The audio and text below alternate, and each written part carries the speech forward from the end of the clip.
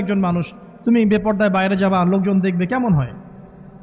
ঠিক আছে, তোমাকে তো আমিই বিয়ে করেছি, তুমি আমার, মানুষ তোমাকে দেখবে কেন?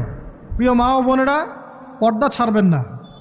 আপনাদের জন্য 4টা কাজ: স্বামীর আনুগত্য করা, লজ্জাস্থানের হেফাজত করা, আপনার 5 ওয়াক্ত সালাত ঠিকঠাক মতো আদায় করা এবং রমজান মাসে সাওম রাখা।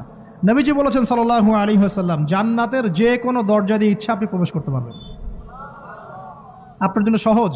আর স্বামীর আনুগত্য বলতে আমি বুঝাইনি স্বামীর দাসত্ব করতে হবে, এটা বলিনি। এখনকার কিছু ফ্যামিলিস্ট মেয়ে আছে, ওরা আনুগত্য শব্দ মনে হয় যে দাসত্ব মনে হয়। আনুগত্য দাসত্ব এক জিনিস না। আনুগত্য কি? স্বামী কোরআন সুন্নাহর অনুকূলে কোনো কথা বলেছে, আপনি মানবেন। স্বামী বলছে পর্দা করো, তোমাকে ভালোবেসে বলছি তুমি পর্দা করো, তুমি আমার অনেক প্রিয় একজন মানুষ, তুমি বেপর্দায় বাইরে যাবা, লোকজন দেখবে, কেমন হয়? ঠিক আছে, তোমাকে তো আমিই বিয়ে করেছি, তুমি আমার, মানুষ তোমাকে দেখবে কেন?